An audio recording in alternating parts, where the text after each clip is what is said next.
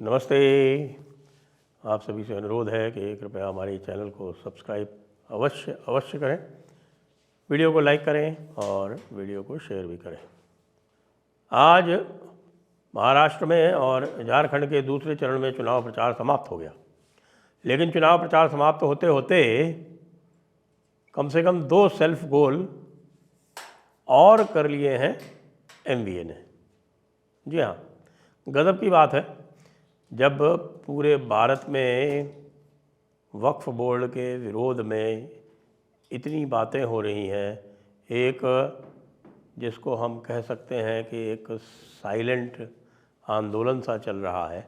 ऐसे समय पर यदि आपको ये पता चलता है कि मुंबई के सिद्धिविनायक मंदिर को वक्फ बोर्ड ने क्लेम कर लिया है, तब आप क्या कहेंगे?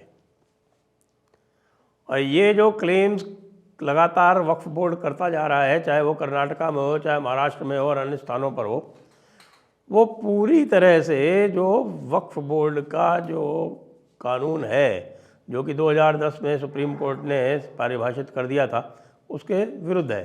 क्योंकि 2013 के बाद ही असीम शक्तियाँ आई थी वक्फ बोर्ड के पास में, और तब ये हो गया था कि जहाँ पर उन्होंने उंगली रख दी वो उनका हो गया। उसके पहले 2010 के पहले ये स्पष्ट कर दिया था सुप्रीम कोर्ट ने कि ओनरशिप डॉक्यूमेंट तो आपको दिखाने ही पड़ेंगे, जहाँ की भी आप क्लेम करोगे उसके बिना आप किसी को भी अपनी लिस्ट में नहीं डाल सकते। यानी कि 2013 में जो भी संशोधन हुआ था वो प्रोस्पेक्टिव हुआ था, यानी कि आगे के लिए हुआ था। अब 2013 से पूर्व की जितनी भी जायदादें इनके मन में आती है उसके ऊपर हाथ रखते चले जा रहे हैं। अब इसमें तो कोई कहने की बात नहीं कि सिद्धिविनायक मंदिर 2013 से पहले का है, या फिर केरला में जहाँ पर इन्होंने मछुआरों के जो मुनम्मक्कम या मुनम्बम, जो भी नाम मुझे एग्जैक्ट ध्यान में नहीं आ रहा है, जिस गांव के ऊपर क्लेम कर दिया जहाँ की 400 एकड़ ज़मीन का, वो भी 2013 के पहले का है। या फिर जो तमिलनाडु में जो तिरुवरन नाम के जिस गांव के ऊपर पूरे के ऊपर क्लेम कर दिया था, वो भी 2013 से पहले का है। ये सारे के सारे 2013 से पहले के हैं। 2010 का जो सुप्रीम कोर्ट का जजमेंट है वो इनके ऊपर पूरी तरह से लागू होता है। लेकिन अब बेशर्मी है, बदतमीज़ी है, शरीयत की ज़िद है कि साहब शरीयत के मुताबिक जितनी भी ज़मीन है वो सारी की सारी अल्लाह की है और अल्लाह के बंदों की है।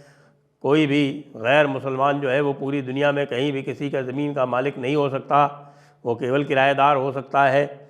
जब इस तरह की बातें सोच के और लोग अपना इस तरह से काम करने लगे तो ये समझ लीजिए कि वो मान बैठे हैं कि भारत तो उन्होंने इस्लामी देश कर लिया पहले से ही, और उसी तरह से व्यवहार कर रहे हैं। और उसकी प्रतिक्रिया होती है तो उसके बाद फिर रोते हैं और कहते हैं कि साहब हमारे विरुद्ध नफ़रत फैलाई जा रही है। भाई नफ़रत तुम फैलाते हो।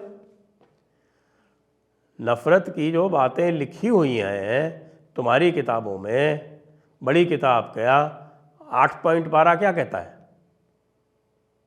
8.12 तो सीधे सीधे कत्ल करने का हुक्म देता है ना। 8.39 क्या कहता है?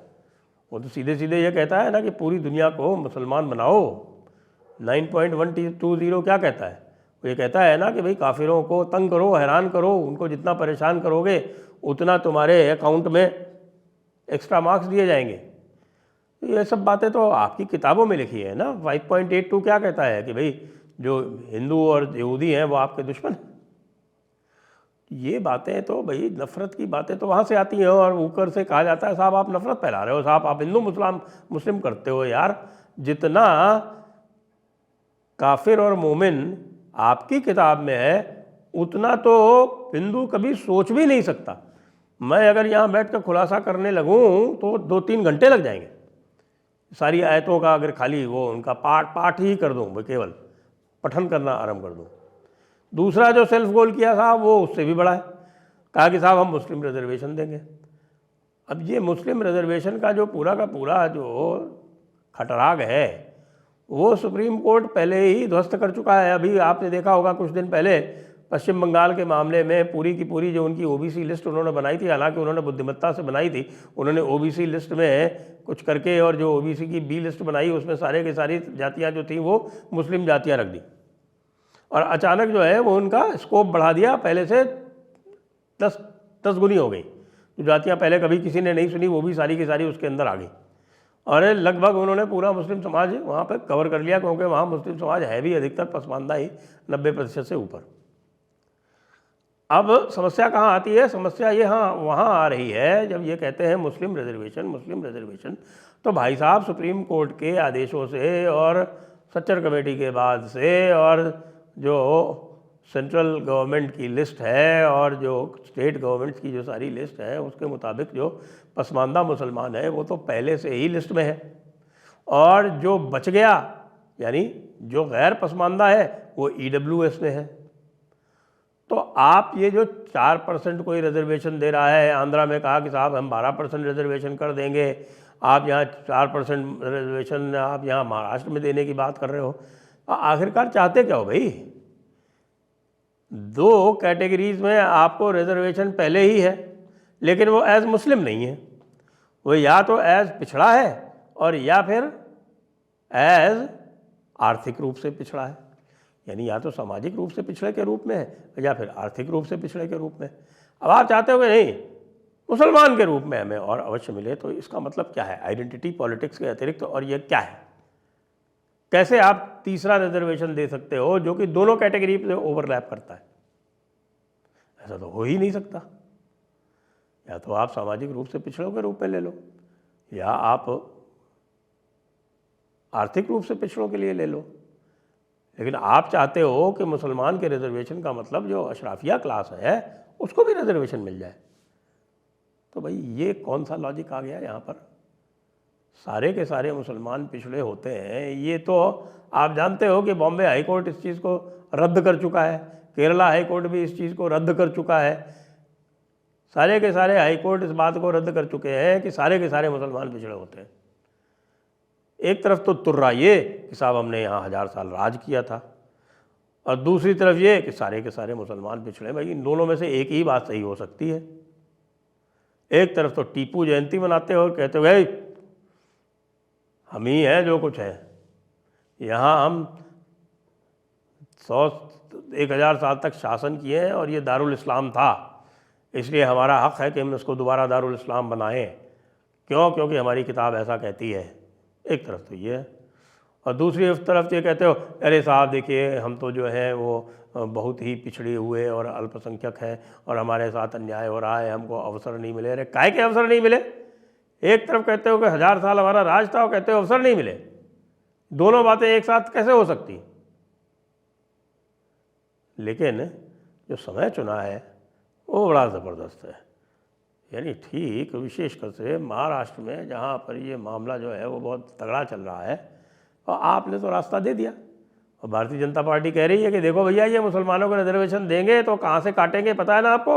OBC से काटेंगे, SC ST से काटेंगे, और उसको काट के इनको रिजर्वेशन देंगे। तो फिर ये तो बात घर करेगी ना।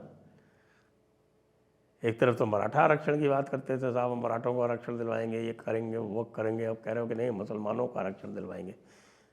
तो पहले ये तो समझा दो कि पसमानदा को ख़त्म करोगे, पसमानदा को हटा के उसको हटा के रिजर्वेशन दोगे, OBC को हटा के रिजर्वेशन दोगे, कहाँ से दोगे? क्योंकि 50% तो तुमको कोई एक्सीड करने नहीं देगा।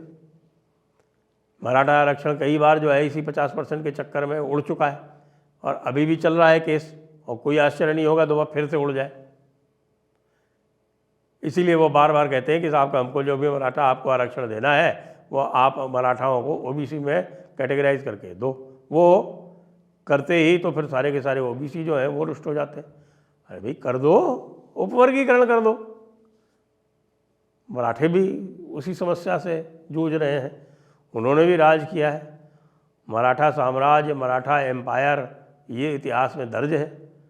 अब वही साम्राज्य वाले और एम्पायर वाले छत्रपति शिवाजी महाराज के गौरवशाली परंपरा के रखवाले वो आज कहते हैं कि साहब हम पिछड़े हैं।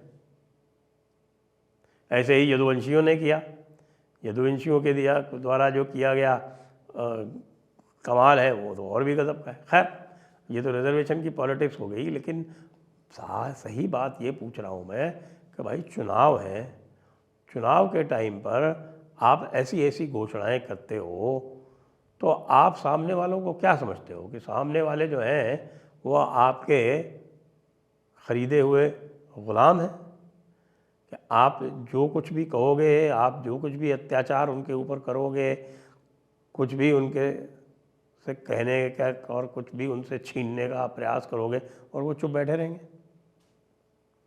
तो ये एक हो सकता है, मैं नहीं कहता, मैं कोई 100% इसके बारे में वक्तव्य नहीं दे सकता, लेकिन एक गेम चेंज करने का प्रयास तो फिर से कर लिया एमवीए ने। थोड़ा पहले करते तो यदि कोई डैमेज दिखता तो उसको कंट्रोल कर सकते थे, कुछ उसके बारे में क्लैरिफिकेशन दे सकते थे, कुछ और जो है स्पष्टीकरण दे सकते थे, लेकिन नहीं, आखिरी दिन कर रहे हैं जब कैंपेन समाप्त हो गई, जब प्रचार समाप्त हो गया, जब आप अब आगे बढ़ के कोई वक्तव्य नहीं दे सकते, केवल हाउस टू हाउस आप जा सकते हैं। ऐसे समय पर इस प्रकार का वक्तव्य दिया है, आपको बधाई हो। और आपको बधाई हो, अब गणपति बप्पा जो है सिद्धि विनायक जी वो आपका भला करें। और सिद्धि विनायक जी निश्चित रूप से आपका भला करेंगे। जब आप सिद्धि विनायक मंदिर को ही नहीं छोड़ोगे तो फिर आप किसको छोड़ोगे? महाराष्ट्र में सिद्धि विनायक मंदिर, पंढरपुर मंदिर, तुलजा भवानी मंदिर, त्र्यंबकेश्वर मंदिर, इनका ही अस्तित्व नहीं रहा, या आपके महालक्ष्मी, कोल्हापुर जी वाली महालक्ष्मी जी का मंदिर, यदि इनका ही अस्तित्व नहीं रहा तो फिर महाराष्ट्र तो नाम ही नहीं रहा। महाराष्ट्र का नाम तो आप उसको दारुल इस्लाम कर दो, पाकिस्तान रख दो उसका नाम, पश्चिमी पाकिस्तान नहीं रख के कुछ और पाकिस्तान रख दो, दक्खन पाकिस्तान, तरह तरह का कुछ हो सकता है। विचार करें, एमवीए वाले मत विचार करें, लेकिन जो एमवीए को वोट देने जा रहे हैं वो अवश्य विचार कर लें। जय हिंद, जय भारत, वंदे मातरम।